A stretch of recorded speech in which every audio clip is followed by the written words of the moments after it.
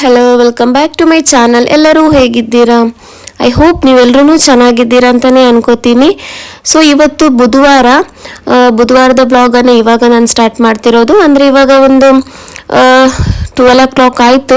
So ಇವಾಗ ನಾನು ಮನೆ ಕೆಲಸ ಎಲ್ಲ ಆದಮೇಲೆ ಸ್ನಾನಕ್ಕೆ ಹೋಗಿದ್ದೆ. ಸ್ನಾನ ಮಾಡ್ಕೊಂಡು ಬಂದು ಮೊದಲು ನಮಾಜ್ ಮಾಡ್ತಾ ಇದ್ದೀನಿ.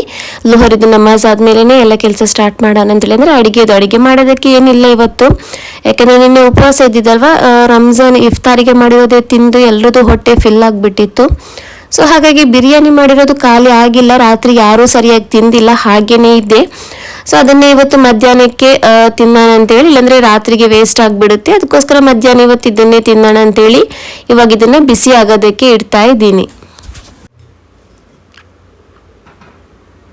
ಸೊ ರಾತ್ರಿ ಮಕ್ಕಳು ಊಟ ಮಾಡಿತ್ತಿಲ್ಲ, ಅಂದರೆ ಬಿರಿಯಾನಿ ತಿಂದಿಲ್ಲ. ಅದಕ್ಕೆ ರಾತ್ರಿನೇ ಹೇಳಿದ್ರು. ಒಬ್ಳೊಂದು ನನಗೆ ಟಿಫನ್ಗೆ ನೂಡಲ್ಸ್ ಬೇಕು ಅಂತೇಳಿ, ಇನ್ನೊಬ್ಳು ಬಿರಿಯಾನಿ ಬೇಕು ಅಂತ ಹೇಳಿದ್ಲು. ಸೊ ಅದಕ್ಕೋಸ್ಕರ ಒಬ್ಳಿಗೆ ನೂಡಲ್ಸ್ ಹಾಕ್ಕೊಟ್ಟು ಇನ್ನೊಬ್ಳಿಗೆ ಬಿರಿಯಾನಿನ ಹಾಕ್ಕೊಟ್ಟಿದ್ದೀನಿ. ಬೆಳಿಗ್ಗೆ ಬ್ರೇಕ್ಫಾಸ್ಟಿಗೆ ಅಂತೇಳಿ ಬೇರೆ ಏನು ಮಾಡಿಲ್ಲ. ಸೊ ಇವಾಗ ಬಿರಿಯಾನಿನ ಬಿಸಿ ಆಗೋದಕ್ಕೆ ಇಟ್ಟಿದ್ದೀನಿ. ಈ ಒಂದು ವಿಷಯದಲ್ಲಿ ಮಾತಾಡೋಣ ಅಂತೇಳಿ ಅನ್ನಿಸ್ತು.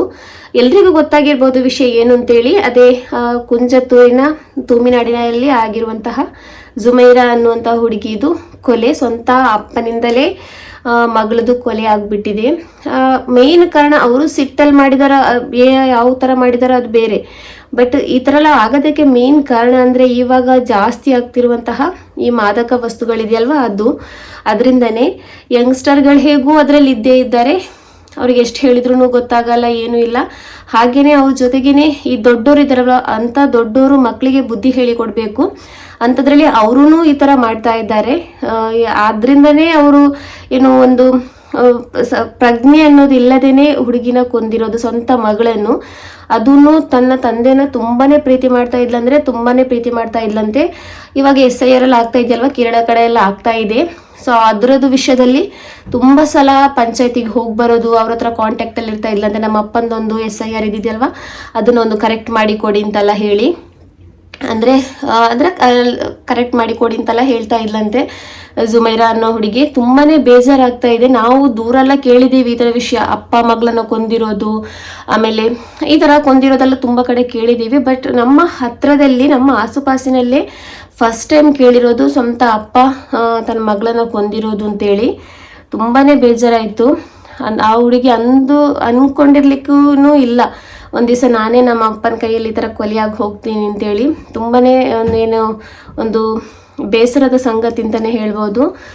ಫಸ್ಟಿಗೆ ಏನಾಗಿರೋ, ಏನು ನಿಲ್ಲಿಸಿಲ್ಲ ಅಂದ್ರೂ ಗೌರ್ಮೆಂಟ್ ಅಟ್ಲೀಸ್ಟ್ ಈ ಮಾದಕ ವಸ್ತುಗಳಿದೆಯಲ್ವ, ಅದನ್ನು ತುಂಬಾ ಸ್ಟ್ರಿಕ್ಟಾಗಿಯೇ ಅದರ ಬಗ್ಗೆ ಕ್ರಮ ಕೈಗೊಳ್ಬೇಕು ಅಂತ ಹೇಳೋದು. ಅದೇ ಥರ ಹುಡುಗಿದು ಅಪ್ಪನಿಗೂ ಅದೇ ಥರ ಮರಣದಂಡನೆ ಕೊಡಲಿ, ಪರವಾಗಿಲ್ಲ.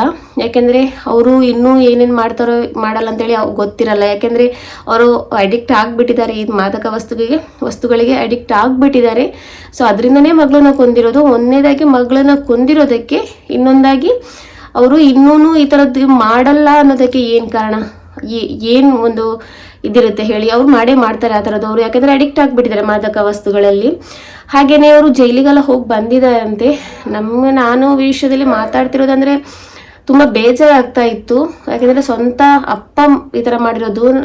ಎಲ್ಲ ಅಪ್ಪಂದ್ರು ಅವ್ರವ್ರ ಮಕ್ಕಳನ್ನ ಪ್ರಿನ್ಸಸ್ ಥರ ನೋಡ್ತಾರೆ, ತುಂಬ ಪ್ರೀತಿ ಮಾಡ್ತಾರೆ, ಎಲ್ಲ ಮಾಡ್ತಾರೆ. ಅಂಥದ್ರಲ್ಲಿ ಆ ಹುಡುಗಿದು ಅವ್ರ ಅಪ್ಪನ ಕೈಯಿಂದನೇ ಈ ಥರ ಆಯ್ತಲ್ವ ಅಂತೇಳಿ ತುಂಬಾ ಬೇಜಾರಾಗ್ತಾ ಇತ್ತು. ತುಂಬಾ ಒಂಥರ ಏನು ಅಂದ್ಕೊಂಡಿರ್ಲಿಕ್ಕೇ ಇಲ್ಲ ಒಂದು ದಿವಸ ಈ ಥರ ಎಲ್ಲ ಆಗುತ್ತೆ ಅಂತೇಳಿ. ಸೊ ಏನು ಹೇಳೋದು, ಏನೂ ಮಾಡೋಕ್ಕಾಗಲ್ಲ. ಅವ್ರಿಗಂತೂ ಅದ್ರದ್ದು ಶಿಕ್ಷೆ ಕೊಡಲೇಬೇಕಂದ್ರೆ ಅವ್ರನ್ನ ಆವಾಗಲೇ ಹಿಡ್ದಿದ್ದಾರೆ. ಮೇಯ್ನ್ ಏನಾಗಿರೋದಂದರೆ ಅವ್ರಿಗೆ ಆ ಥರ ಮಾಡಿದ್ರು ಅದ್ರ ಬಗ್ಗೆ ಒಂಚೂರು ಏನು ಬೇಜಾರಿಲ್ಲ ಅಂತ ಹೇಳ್ತಾ ಇದ್ದಾರೆ. ಯಾಕೆಂದರೆ ಒಂಚೂರು ನನ್ನ ಮಗಳನ್ನ ಕೊಂದಿದ್ದೀನಲ್ವ ಅಂತೇಳಿ ಆ ಥರದನ್ನು ಒಂಚೂರು ಅವರಿಗೆ ಏನು ಗಿಲ್ಟ್ ಇಲ್ಲ ಅವ್ರಿಗೆ, ನಾನು ಈ ಥರ ಮಾಡಿದ್ದೀನಲ್ವ ಅಂತೇಳಿ.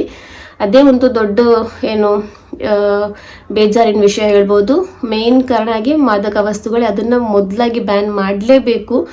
ಬ್ಯಾನ್ ಆಗಿದೆ, ಬ್ಯಾನ್ ಮಾಡಿದ್ದಾರೆ, ಆದ್ರೂ ಕದ್ದು ಮುಚ್ಚಾಲೆ ಈ ಥರ ಕೆಲಸಗಳೆಲ್ಲ ಮಾಡ್ತಾ ಇದ್ದಾರೆ. ಸೊ ಅಂಥವ್ರನ್ನ ಸಿಕ್ಕಿದ್ರೆ ಬಿಡಲೇಬಾರ್ದು, ಅವರಿಗೆ ದೊಡ್ಡ ಶಿಕ್ಷಣ ಕೊಡಲಿ ಅಂತಲೇ ಹೇಳೋದು ನಾನು ಅಷ್ಟೇ. ಇನ್ನೇನು ಹೇಳೋಕ್ಕಾಗಲ್ಲ. ಅವ್ರ ಮನೆಯವ್ರಿಗೂ ಆ ತಾಯಿಗೂ ಆ ನೋವನ್ನು ಸಹಿಸ್ಕೊಳ್ಳುವಷ್ಟು ಏನೋ ಒಂದು ಶಕ್ತಿ ಅಲ್ಲ ನೀಡಲಿ ಅಂತೇಳಿ ಮಾತ್ರ ನಮಗೆ ಪ್ರೇ ಮಾಡೋದಕ್ಕಾಗೋದು. ಇನ್ನೇನು ಮಾಡೋದಕ್ಕೆ ಆಗಲ್ಲ ಅಷ್ಟೇ. ಸೊ ಇವಾಗ ಬಿರಿಯಾನಿ ಇಟ್ಟಿದ್ದೀನಿ ಬಿಸಿ ಆಗೋದಕ್ಕೆ. ಇವತ್ತು ಮಧ್ಯಾಹ್ನ ಅದನ್ನೇ ತಿನ್ನೋಣ ಅಂತೇಳಿ. ಇನ್ನೇನಾಗುತ್ತೆ ಅದು ನಾನು ನಿಮ್ಮ ಜೊತೆ ಆಮೇಲೆ ಶೇರ್ ಮಾಡ್ತೀನಿ. ಹಾಗೆ ಡೈಲಿ ವ್ಲಾಗ್ ಹಾಕೋದಕ್ಕೆ ಏನು ಕಾಂಟೆಂಟ್ಗಳೇ ಸಿಗ್ತಾ ಇಲ್ಲ, ಏನು ಮಾಡೋದು ಅಂತೇಳಿ. ಬಟ್ ನಾನೊಂದು ಅಂದ್ಕೊಂಡಿದ್ದೀನಿ, ನನಗೆ ಡೈಲಿ ವ್ಲಾಗ್ ಮಾಡಬೇಕು ಅಂತೇಳಿ. ಅದಕ್ಕೋಸ್ಕರ ನಾನು ಡೈಲಿ ವ್ಲಾಗ್ ಮಾಡ್ತಾಯಿದ್ದೀನಿ. ಏನಾಗುತ್ತೋ ಆಗಲ್ವೋ ಹೋಗುತ್ತೋ ಇಲ್ವೋ ಗೊತ್ತಿಲ್ಲ, ಆದರೂ ನಾನು ಡೈಲಿ ವ್ಲಾಗ್ ಮಾಡ್ತಾ ಇದ್ದೀನಿ. ನೋಡೋಣ ಏನಾಗುತ್ತೆ ಅಂತೇಳಿ. ಸೊ ಕಾಂಟೆಂಟ್ ಸಿಕ್ಕಿದ್ರೆ ಮಾಡ್ತೀನಿ. ನನಗೆ ಆಸೆ ಇದೆ ಅಲ್ಲಿ ಹೋಗಿ ಅದನ್ನು ತೋರಿಸ್ಬೇಕು, ಇದನ್ನು ತೋರಿಸ್ಬೇಕು, ಅಲ್ಲಿದ್ದು ವೀಡಿಯೋ ಮಾಡಬೇಕು, ಇಲ್ಲಿದ್ದು ವೀಡಿಯೋ ಮಾಡಬೇಕು ಅಂತೆಲ್ಲ ಹೇಳಿ. ಬಟ್ ಹೋಗೋದಕ್ಕೇ ಆಗ್ತಾ ಇಲ್ಲ, ಯಾಕೆಂದರೆ ಹಸ್ಬೆಂಡ್ ಡ್ಯೂಟಿ ಹೋಗಿರ್ತಾರೆ. ಸಂಡೇ ಒಂದು ದಿವಸ ಮಾತ್ರ ಇರ್ತಾರೆ. ಆ ಟೈಮಲ್ಲಿ ಏನಾದರೂ ಒಂದು ಕೆಲಸ ಬಂದೇ ಬರುತ್ತೆ. ಸೊ ಹಾಗಾಗಿ ಆ ಥರ ಏನು ಮಾಡೋಕ್ಕಾಗಲ್ಲ. ನನ್ನ ಹತ್ರ ಏನಾಗುತ್ತೋ ಅದನ್ನೆಲ್ಲ ಮಾತ್ರ ನಾನು ನಿಮ್ಮ ಹತ್ರ ಶೇರ್ ಮಾಡ್ತಾ ಇರೋದು. ಫಸ್ಟಿಗೆ ಹೇಳಿದ್ದೀನಿ, ನಾನು ಯಾವುದೇ ಥರದ ಫಿಲ್ಟರು ಮಾಡ್ತಾ ಇಲ್ಲ, ಯಾವುದೇ ಥರ ವೀಡಿಯೋಗೋಸ್ಕರ ಕ್ರಿಯೇಟ್ ಮಾಡಿನೂ ಮಾಡ್ತಾ ಇಲ್ಲ. ಏನಿದೆಯೋ ಅದನ್ನೇ ಶೇರ್ ಮಾಡೋದು ಅಂತೇಳಿ. ಸೊ ಏನಾಗುತ್ತೋ ಅದನ್ನೇ ನಿಮ್ಮ ಜೊತೆನೂ ನಾನು ಶೇರ್ ಮಾಡ್ತೀನಿ. ಸೊ ಇವತ್ತು ನೈಟಿಗೆ ಏನು ಮಾಡೋದು ಅಂತೇಳಿ ಪ್ಲ್ಯಾನ್ ಮಾಡಿ ಕೊನೆಗೆ ನೀರು ದೋಸೆ ಹಾಕಿ ಮೊಟ್ಟೆದೇನಾದರೂ ಮಾಡೋಣ ಅಂತೇಳಿ. ಮೊಟ್ಟೆದು ಡಿಸೈಡ್ ಆಗಿಲ್ಲ ಮೊಟ್ಟೆಯಿಂದ ಏನು ಮಾಡೋದು ಅಂತೇಳಿ. ಬಟ್ ನೀರು ದೋಸೆ ಅಂತಲೂ ಕನ್ಫರ್ಮ್ ಮಾಡಿಬಿಟ್ಟು ನೀರು ದೋಸೆನೇ ಹಾಕ್ತೀನಿ ಅಂತೇಳಿ. ಸೊ ಅದಕ್ಕೋಸ್ಕರ ಇವಾಗ ಅಕ್ಕಿನ ನೆನೆಯೋದಕ್ಕೆ ಹಾಕ್ತಾ ಇದ್ದೀನಿ. ನನಗಂತಲ್ಲ, ಲೇಡೀಸಲ್ಲಿ ಕಿಚನಲ್ಲಿ ಅಡುಗೆ ಕೆಲಸ ಇರುತ್ತಲ್ವ, ಅವ್ರಿಗೆ ಇರುವಂತಹ ಟೆನ್ಷನ್ನೇ ಅದಾಗಿರುತ್ತೆ. ಬೆಳಿಗ್ಗೆ ಏನು ಮಾಡೋದು, ಮಧ್ಯಾಹ್ನ ಏನು ಮಾಡೋದು, ರಾತ್ರಿ ಏನು ಮಾಡೋದು ಅಂತೇಳಿ ಇದೇ ಒಂದು ಟೆನ್ಷನ್ ಇರುತ್ತೆ. ನಮ್ಮ ಮೈಂಡಲ್ಲಿ ನಾವು ಏನೇ ಕೆಲಸ ಮಾಡಿದ್ರು ಮೈಂಡಲ್ಲಿ ಅದೊಂದು ಇದ್ದೇ ಇರುತ್ತೆ. ಇವತ್ತು ಅಡುಗೆ ಏನು ಮಾಡೋದು ಅಂತೇಳಿ ಎಲ್ರಿಗೂ ಇರುವಂತಹ ಒಂದು ಕ್ವೆಶನ್ಸ್ ಅಂತಾನೆ ಹೇಳ್ಬೋದು, ಒಂದು ಟೆನ್ಷನ್ ಅಂತಾನೆ ಹೇಳ್ಬೋದು. ಸೊ ಇವಾಗ ಬಿರಿಯಾನಿನೂ ಬಿಸಿ ಆಗಿದೆ. ಇವಾಗ ನಾನು ಊಟ ಮಾಡ್ತಾ ಇದ್ದೀನಿ. ರಾತ್ರಿನೂ ಸರಿಯಾಗಿ ತಿಂದಿಲ್ಲ, ಸ್ವಲ್ಪ ತಿಂದಿದ್ದೆ, ತುಂಬಾನೇ ಟೇಸ್ಟಿ ಆಗಿತ್ತು. ನನಗೆ ಬಿರಿಯಾನಿ ಅಂತೂ ತುಂಬಾನೇ ಇಷ್ಟ. ಈ ಅಫ್ಘಾನಿ ಪುಲಾವ್ ಇದೆಲ್ಲ ತುಂಬಾ ನನಗೆ ಇಷ್ಟ ಆಗುತ್ತೆ. ಸೊ ರಾತ್ರಿ ಸ್ವಲ್ಪನೇ ತಿಂದಿರೋದು, ಹೊಟ್ಟೆ ಎಲ್ಲ ಫಿಲ್ ಆಗಿಬಿಟ್ಟಿತ್ತು ಇಫ್ತಾರ್ ಇದೆಲ್ಲ ತಿಂದು. ಸೊ ಅದಕ್ಕೋಸ್ಕರ ಇವಾಗ ಹೊಟ್ಟೆ ತುಂಬ ತಿನ್ನೋಣ ಅಂತೇಳಿ ಇವಾಗ ತಿಂತಾ ಇದ್ದೀನಿ. ಊಟ ಎಲ್ಲ ಮಾಡಿ ಮಲಗಿದ್ದೆ. 1:30 ಗಂಟೆ ಅಷ್ಟು ತನಕ ಮಲಗಿದ್ದೀನಿ. ಅಂದರೆ ಎದ್ದೇಳುವಾಗಲೇ ನಾನು 4 ಗಂಟೆ ಆಗಿಬಿಟ್ಟಿತ್ತು. ಸೊ ಅಷ್ಟೊತ್ತಿಗೆ ಮಕ್ಕಳು ಬರೋ ಟೈಮ್ ಆಯ್ತಲ್ವ ಅಂತೇಳಿ ಎದ್ದೆ. ಇವಾಗ ಬರ್ತಾ ಇದ್ದಾರೆ ಮಕ್ಕಳು. ಸೊ ಇವರು ನೋಡಿ ಎಷ್ಟು ಚೆನ್ನಾಗಿ ಬರ್ತಾ ಇದ್ದಾರೆ. ಇವಾಗ ಹೊರಗಡೆ ಏನೂ ಇಲ್ಲ, ಬಟ್ ಮನೆಗೆ ಬಂದ ತಕ್ಷಣ ಇವ್ರದ್ದು ಜಗಳ ಸ್ಟಾರ್ಟ್ ಆಗಿಬಿಡುತ್ತೆ. ಚಿಕ್ಕವಳೊಂದು ಸ್ವಲ್ಪ ಆದರೂ ಕೇಳ್ತಾಳೆ, ಬಟ್ ದೊಡ್ಡೋಳಿದ್ದಾಳಲ್ವ ಅವಳು ಜಾಸ್ತಿ ಜಗಳ ಮಾಡೋದು. ನಿಮ್ಮ ಮನೇಲೂ ಇದೇ ಥರನ ಅಂತೇಳಿ. ಯಾಕಂದರೆ ಚಿಕ್ಕ ಮಕ್ಕಳು ಸ್ವಲ್ಪ ಆದರೂ ಅಡ್ಜಸ್ಟ್ ಮಾಡ್ತಾರೆ ದೊಡ್ಡವ್ರನ್ನ, ಬಟ್ ದೊಡ್ಡವರು ಒಂಚೂರು ಅಡ್ಜಸ್ಟ್ ಮಾಡಲ್ಲ. ಇವಳದು ಶೂ ತಗೊಬಂದರೆ ತಗೊಬರಲ್ಲ, ಈ ಥರ ಎಲ್ಲ ಮಾಡ್ತಾರೆ. ನಿಮ್ಮ ಮನೇಲೂ ಈ ಥರ ಮಾಡೋದಾದರೆ ನನಗೆ ಕಮೆಂಟಲ್ಲಿ ತಿಳಿಸಿ, ಅಥವಾ ನನ್ನ ಮಕ್ಕಳು ಮಾತ್ರನ ಅಂತೇಳಿ. ಈ ಥರ ಫೋಟೋ ಇಡ್ತಾರ ನಿಂಗಲ್ದು ಇಡ್ತಾರಾ? ಯಾರು ಫೋಟೋ ತಗೋ. ಬ್ಯಾಕ್ ಐತಿ ಕಾಟು, ಬ್ಯಾಕ್ ಬಿತ್ತು ಕಾಟು ಉಂಟು. ಯಾರು ನಿಂಡ್ರು ಫೋಟೋಗು.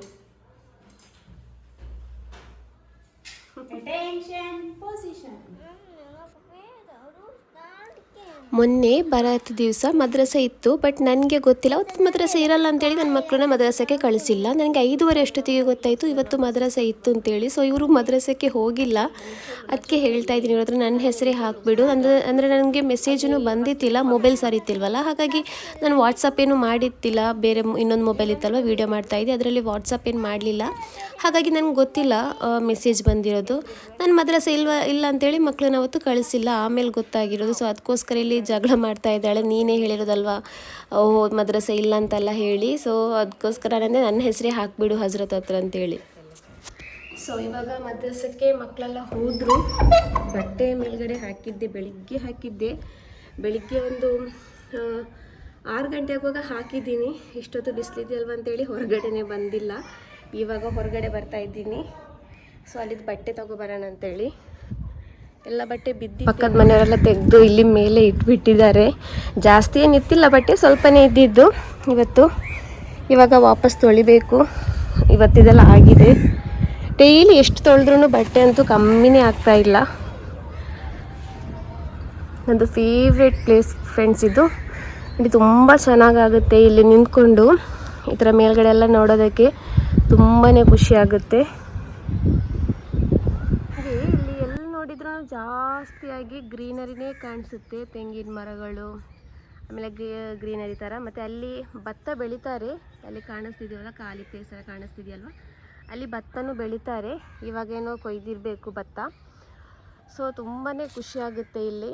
ಸುತ್ತಲೂ ನೋಡೋದಕ್ಕೆ ಮೇಲ್ಗಡೆ. ಇವಾಗಂತೂ ಬಿಸಿಲಿದೆ, ಬಟ್ ಈ ಸಾಯಂಕಾಲ ಟೈಮಲ್ಲೆಲ್ಲ ಬಂದು ಇಲ್ಲಿ ತುಂಬ ಚೆನ್ನಾಗಿ. ಸೊ ಫ್ರೆಂಡ್ಸ್, ಇವಾಗ ಒಬ್ಬಳೇ ಇದ್ದೀನಿ, ಮಕ್ಕಳು ಮದ್ರಸಕ್ಕೆ ಹೋಗಿದ್ದಾರೆ. ಆಮೇಲೆ ತಂಗಿರು ಅವಳು ಹಸ್ಬೆಂಡು ಎಲ್ಲ ಹೊರಗಡೆ ಹೋದರು. ಸೊ ಇವಾಗ ಒಬ್ಬಳೇ ಇದ್ದೀನಿ. ಇವಾಗ ನನಗೆ ಇರುವಂತಹ ಒಂದೇ ಒಂದು ಕ್ವೆಶನ್ಸ್ ಅಂದರೆ ಒಂದೇ ಒಂದು ಏನು ಡೌಟ್ ಅಂತಲೇ ಹೇಳೋದಕ್ಕಿಂತ ಒಂದೇ ಒಂದು ಪ್ರಾಬ್ಲಮ್ ಏನು ಅಂತ ಹೇಳಿದರೆ, ಸ್ಯಾಟರ್ಡೇ ಇದೆಯಲ್ವ, ಅವತ್ತು ನಂದು ಹಸ್ಬೆಂಡ್ ಇದ್ದಾರಲ್ವ, ಅವ್ರದ್ದು ಅಕ್ಕನ ಸೊಸೆದು ಸೀಮಂತ ಇದೆ ಸ್ಯಾಟರ್ಡೇ. ಸೊ ಅವರು ಫಸ್ಟಿಗೆ ಹೇಳಿದ್ದಾರೆ ಬರಬೇಕು ಅಂತ ಹೇಳಿ. ಅವ್ರದ್ದು ಫಸ್ಟಿದು ಸೊಸೆ ಇತ್ತಲ್ವ, ಅವಳದು ಸೀಮಂತಕ್ಕೂ ನಮಗೆ ಹೋಗೋಕ್ಕಾಗಿಲ್ಲ, ಏನೋ ಒಂದು ಪ್ರಾಬ್ಲಮಿಂದ ಆವಾಗ ನಮಗೆ ಹೋಗೋಕ್ಕಾಗಿಲ್ಲ. ಬಟ್ ಇವಾಗ ನಾವು ಅಂದ್ಕೊಂಡಿದ್ವಿ ಹೋಗ್ತೀವಿ ಅಂತೇಳಿ, ಏನೇ ಆದ್ರೂ ಹೋಗ್ತೀವಿ ಅಂತೇಳಿ. ಬಟ್ ಏನಾಯಿತು ಅಂದರೆ ಅವತ್ತಿನ ದಿವಸ ಅಂದರೆ ಸ್ಯಾಟರ್ಡೇ ಇದೆಯಲ್ವ, ನಾವು ಸ್ಯಾಟರ್ಡೇ ಅಂದರೆ ಹೋಗೋದು ಫ್ರೈಡೇ. ಸೊ ಸ್ಯಾಟರ್ಡೇ ಏನಾಗ್ತಿದೆ ಅಂದರೆ ನನ್ನ ಮಕ್ಳಿಗೆ ಇಬ್ಬರಿಗೂ ಮದ್ರಸದಲ್ಲಿ ಎಕ್ಸಾಮ್, ಅದು ಲಾಸ್ಟ್ ಎಕ್ಸಾಮ್ ಇದೆಯಲ್ವ, ಫೈನಲ್ ಎಕ್ಸಾಮು ಅದು. ಸೊ ಅವತ್ತು ಹೋಗೋದಕ್ಕೆ ಅಂದರೆ ಮಕ್ಕಳನ್ನ ಕರ್ಕೊಂಡು ಹೋಗೋದಕ್ಕಂತೂ ಆಗಲ್ಲ. ನಾವು ಹೋಗಿಲ್ಲ ಅಂದರೆ ಬೇಜಾರು ಮಾಡ್ತಾರೆ, ಯಾಕೆಂದರೆ ಅವ್ರದ್ದು ಫಸ್ಟಿದು ಸೊಸೆದು ಸೀಮಂತಕ್ಕೂ ಹೋಗಿಲ್ಲ. ಸೊ ಇವಾಗ ಅಂದರೆ ಎರಡನೇ ಸೊಸೆ ಇದ್ದಾರಲ್ವ, ಅವ್ರದ್ದು ಅದಕ್ಕೂ ಹೋಗಿಲ್ಲ ಅಂದರೆ ಆಮೇಲೆ ಯಾವ ಸೊಸೆ ಅಂದರೂ ಇಲ್ಲ, ಅವರಿಗೆ ಇಬ್ಬರೇ ಸೊಸೆ ಅಂದ್ರೆ ಇರೋದು. ಸೊ ಹೋಗಿಲ್ಲ ಅಂದರೆ ಬೇಜಾರು ಮಾಡ್ತಾರೆ, ತುಂಬ ಪ್ರೀತಿನೂ ಮಾಡ್ತಾರೆ ನಮಗೆ. ಸೊ ಅದಕ್ಕೋಸ್ಕರ ಹೋಗಬೇಕು, ಮಕ್ಕಳನ್ನು ಬಿಟ್ಟು ಹೋಗೋದು, ಯಾವ ಥರ ಹೋಗೋದು ಏನು ಅಂತೇಳಿ ಗೊತ್ತಿಲ್ಲ, ಇನ್ನೂ ಡಿಸೈಡ್ ಆಗಿಲ್ಲ. ಹೋಗೋದಾದರೆ ಶುಕ್ರವಾರ ಹೋಗಬೇಕು, ಏನಾಗುತ್ತೋ ಗೊತ್ತಿಲ್ಲ. ಹೋದರೆ ತುಂಬ ಚೆನ್ನಾಗಿರುತ್ತೆ. ಅಲ್ಲಿದು ಸೀಮಂತಲ್ಲಿ ಇದೆಯಲ್ವ, ನಮ್ಮ ಇಲ್ಲಿ ಮಂಗಳೂರು ಕಡೆಗಿಂತ ತುಂಬಾ ಡಿಫ್ರೆಂಟ್ ಆಗಿರುತ್ತೆ. ಸೊ ಹೋದರೆ ನಿಮಗೂ ಎಲ್ಲ ತೋರಿಸ್ಕೋಬೋದು ಯಾವ ಥರ ಏನು ಅಂತೆಲ್ಲ ಹೇಳಿ. ಸೊ ನೋಡೋಣ, ಹೋದರೆ ನಿಮಗೂ ತೋರಿಸ್ತೀನಿ. ಇನ್ನೂ ಡಿಸೈಡ್ ಆಗಿಲ್ಲ. ಹೋಗೋದಾದರೆ ನಾವು ಶುಕ್ರವಾರ ನೈಟ್ ಹೊರಡಬೇಕು, ಅಂದರೆ ಹಸ್ಬೆಂಡ್ ಡ್ಯೂಟಿ ಎಲ್ಲ ಬಿಟ್ಟು ಬರೋಷ್ಟೊತ್ತಿಗೆ ಸಂಜೆ ಆಗುತ್ತೆ. ಅವತ್ತು ಹೋಗಬೇಕು, ಇಲ್ಲಾಂದರೆ ಶುಕ್ರವಾರ ಮಧ್ಯಾಹ್ನ ಟ್ರೈನ್ ಇದೆ, ಅದರಲ್ಲಿ ಹೋಗಬೇಕು. ನೋಡೋಣ ಏನಾಗುತ್ತೆ ಅಂತೇಳಿ. ಸೊ ಫ್ರೆಂಡ್ಸ್, ಇವತ್ತು ನಾನು ಒಂದು ಒಳ್ಳೆ ಎಗ್ ಮಕ್ಕನಿ ರೆಸಿಪಿ ತೋರಿಸ್ತಾ ಇದ್ದೀನಿ. ತುಂಬಾ ಚೆನ್ನಾಗಾಗುತ್ತೆ ನೀರು ದೋಸೆ ಜೊತೆಗೆ. ಸೊ ಅದಕ್ಕೋಸ್ಕರ ಇಲ್ಲಿ ನಾನು ಮೊಟ್ಟೆನ ಬೇಯಿಸಿ ಇಟ್ಟಿದ್ದೀನಿ, ಹಾಗೇನೆ ತರಕಾರಿಗಳೆಲ್ಲನೂ ಕಟ್ ಮಾಡಿ ಎಲ್ಲ ರೆಡಿ ಮಾಡಿ ಇಟ್ಟಿದ್ದೀನಿ. ಸೊ ಇವಾಗ ಇದನ್ನ ಮಾಡೋಣ ನಾವು. ಇಲ್ಲಿ ಮಿಕ್ಸಿ ಜಾರಿಗೆ ಒಂದು ಈರುಳ್ಳಿನ ಹಾಕೋತಾ ಇದ್ದೀನಿ, ಹಾಗೆಯೇ ಒಂದು 3 ಹಸಿರು ಮೆಣಸಿನ್ಕಾಯಿನ ಹಾಕೋತಾ ಇದ್ದೀನಿ, ಆಮೇಲೆ ಒಂದು ಬೆಳ್ಳುಳ್ಳಿ, ಆಮೇಲೆ ಒಂದು ಚಿಕ್ಕ ಪೀಸು ಶುಂಠಿ, ಆಮೇಲೆ ಗೋಡಂಬಿ, ಹಾಗೆಯೇ ಇಲ್ಲಿ ನಾನಿಲ್ಲಿ 2 ಟೊಮೆಟೊ ಹಣ್ಣನ್ನು ಹಾಕೋತಾ ಇದ್ದೀನಿ, ಆಮೇಲೆ 1 ಹಿಡಿಯಷ್ಟು ಕೊತ್ತಂಬರಿ ಸೊಪ್ಪು. ಇವಾಗ ಇದಕ್ಕೆ ಸ್ವಲ್ಪ ನೀರು ಹಾಕಿ ಇದನ್ನು ಚೆನ್ನಾಗಿ ಪೇಸ್ಟ್ ಮಾಡಿ ತಗೊಳ್ಳೋಣ. ಇವಾಗ ಮಸಾಲ ರೆಡಿ ಆಗಿದೆ, ಚೆನ್ನಾಗಿ ಪೇಸ್ಟ್ ಆಗಿದೆ.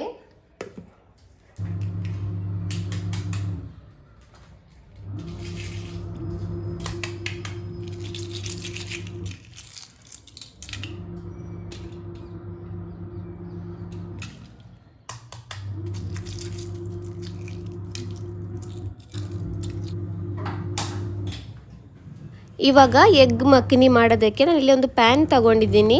ಪ್ಯಾನ್ ಅಂದರೆ ಒಂದು ಕಡಾಯಿ ಥರ ತಗೊಂಡಿದ್ದೀನಿ. ಅದಕ್ಕೆ ಇಲ್ಲಿ ನಾನು ಸ್ವಲ್ಪ ಎಣ್ಣೆ ಹಾಕಿ ಸ್ವಲ್ಪ ಜೀರಿಗೆನ ಹಾಕ್ಕೊಂಡಿದ್ದೀನಿ. ನಂತರ ಇದಕ್ಕೆ ನಾನು ಇಲ್ಲಿ 1 ಈರುಳ್ಳಿನ ಚಿಕ್ಕದಾಗಿ ಕಟ್ ಮಾಡ್ಕೊಂಡಿರೋದು ಅದನ್ನು ಹಾಕಿದ್ದನ್ನು ನಾನು ಚೆನ್ನಾಗಿ ಫ್ರೈ ಮಾಡ್ಕೋತಾ ಇದ್ದೀನಿ.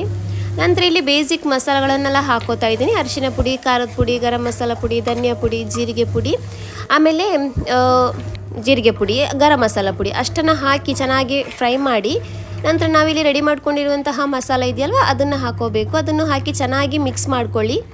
ಚೆನ್ನಾಗಿ ಮಿಕ್ಸ್ ಮಾಡಿದ ನಂತರ ಮುಚ್ಚಳ ಮುಚ್ಚಿ ಒಂದು 2 ನಿಮಿಷ ಇದನ್ನು ಚೆನ್ನಾಗಿ ಬೇಯಿಸಿ ಗ್ಯಾಸ್ ಫ್ಲೇಮ್ನ ಸ್ಲೋ ಮಾಡಿಕೊಂಡು, ಅವಾಗ ಏನಾಗುತ್ತೆ ಅಂದರೆ ಮಸಾಲ ಚೆನ್ನಾಗಿ ಬೇಯುತ್ತೆ. ಆಮೇಲೆ ನೀರು ಹಾಕಬೇಕು, ಫಸ್ಟಿಗೆ ನೀರು ಹಾಕೋಬಾರ್ದು.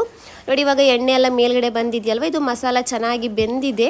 ಸೊ ಇವಾಗ ಇದಕ್ಕೆ ನಾವು ಎಷ್ಟು ಬೇಕು ಅಷ್ಟು ನೀರನ್ನು ಹಾಕೋಬೋದು. ನಾನು ಇಲ್ಲಿ ಮಿಕ್ಸಿಲಿ ರುಬ್ಬಿರುವಾಗ ಸ್ವಲ್ಪ ಮಸಾಲ ಇತ್ತಲ್ವ ಅದನ್ನೇ ನೀರು ಹಾಕೋತಾ ಇದ್ದೀನಿ, ಅಂದರೆ ಅದಕ್ಕೆ ಸ್ವಲ್ಪ ನೀರು ಹಾಕಿ ಮಿಕ್ಸ್ ಮಾಡಿ ಇದಕ್ಕೆ ಹಾಕೋತಾ ಇದ್ದೀನಿ. ನಿಮಗೆ ಎಷ್ಟು ಕನ್ಸಿಸ್ಟೆನ್ಸಿ ಬೇಕು ನೋಡ್ಕೊಂಡು ಹಾಕಿ, ಅಂದರೆ ತೆಳು ಮಾಡಬಾರ್ದು, ಇದು ಮಕ್ಕನಿ ಥರ ಒಂಥರ ಸಾಫ್ಟಾಗಿ ಒಂಥರ ಕ್ರೀಮಿ ಟೈಪಲ್ಲಿರೋದಲ್ವ, ಸೊ ಹಾಗಾಗಿ ಸ್ವಲ್ಪ ಗಟ್ಟಿನೇ ಇರಲಿ. ಸೊ ಇವಾಗ ಇದನ್ನು ಸೊ ಫ್ರೆಂಡ್ಸ್, ಇವಾಗ ಮಸಾಲ ಬೇಯ್ತಾ ಇದೆ, ಬೇಯೋದಕ್ಕೆ ಇಟ್ಟಿದ್ದೀನಿ ಇಲ್ಲಿ. ಹಾಗೆ ಇಲ್ಲಿ ಬಟ್ಟೆನೂ ವಾಶಿಗೆ ಹಾಕಿದ್ದೀನಿ ಇಲ್ಲಿ. ಸೊ ಇಲ್ಲಿ ನನ್ನ ಮಕ್ಕಳು ಮಾತ್ರ ಅಂತಾನ ಅಥವಾ ನಿಮ್ಮ ಮಕ್ಕಳು ನಡೀತಾರ ಅಂತ ಹೇಳಿ ಗೊತ್ತಿಲ್ಲ. ನೋಡಿ ಸ್ಕೂಲ್ ಬಿಟ್ಟು ಬಂದ ತಕ್ಷಣನೇ ಮೊಬೈಲಲ್ಲಿ ಬಾಕಿ ಆಗ್ತಾಳೆ. ಮೊಬೈಲಲ್ಲೇ ಇರೋದು. ನಮ್ಮನೆ ಮಕ್ಕಳು ಮಾತ್ರನೇ ನಿಮ್ಮನೆ ಮಕ್ಕಳು ಅಂತನೂ ಗೊತ್ತಾಗ್ತಾ ಇಲ್ಲ. ಎಂತ ಇದು ಪ್ಯಾಂಟ್ പറഞ്ഞിട്ടുണ്ട്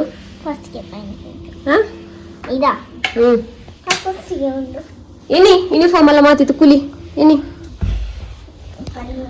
ಯಾವಾಗ್ಲೂ ಅದೇ ತರ ಸ್ಕೂಲ್ ಬಿಟ್ಟು ಬಂದ ತಕ್ಷಣ ಫಸ್ಟಿಗೆ ಮೊಬೈಲ್. ಮದ್ರಸೆ ಬಿಟ್ಟು ಬಂದ ತಕ್ಷಣ ಅಂದ್ರೆ ಸ್ಕೂಲ್ ಬಿಟ್ಟು ಬಂದ ತಕ್ಷಣ ಟೈಮ್ ಇರಲ್ಲ. ಮದ್ರಸೆ ಬಿಟ್ಟು ಬಂದ ತಕ್ಷಣ ಫಸ್ಟಿಗೆ ಮೊಬೈಲ್ ನೋಡೋದು. ಆದರೆ ನನಗೆ ನಾನು ಸೇಲ್ ಮಾಡೋರು ಅನ್ಕೊಂಡೆ, ಇನ್ನೊಂದು ಮೊಬೈಲ್ ಇದೆಯಲ್ವಾ ಸೇಲ್ ಮಾಡೋಣ, ನನಗೊಂದು ಹಸ್ಬೆಂಡಿಗೆ ಒಂದೇ ಸಾಕು, ಎಕ್ಸ್ಟ್ರಾ ಮೊಬೈಲ್ ಮನೇಲಿ ಬೇಡ ಅಂತೇಳಿ. ಬಟ್ ನಾನು ಯಾಕೆ ಇಟ್ಕೊಂಡಿರೋದು ಅಂತ ಹೇಳಿದರೆ, ನಂದು ಈ ಫೋನಲ್ಲಿ ನನಗೆ ಸ್ಟೋರೇಜ್ ಸಾಕಾಗಲ್ಲ. ಹಾಗಾಗಿ YT ಸ್ಟುಡಿಯೋ ಎಲ್ಲ ಇದೆಯಲ್ವ, ಅದನ್ನೆಲ್ಲ ನನಗೆ ಇದರಲ್ಲಿ ಆ್ಯಪನ್ನು ಡೌನ್ಲೋಡ್ ಮಾಡಲಿಕ್ಕೆ ಆಗಲ್ಲ. ಅದಕ್ಕೋಸ್ಕರ ಆ ಮೊಬೈಲಲ್ಲಿ ನಾನು ಇಟ್ಟಿರೋದು, ಅದಕ್ಕೋಸ್ಕರ ಆ ಮೊಬೈಲನ್ನ ಇಟ್ಕೊಂಡಿರೋದು.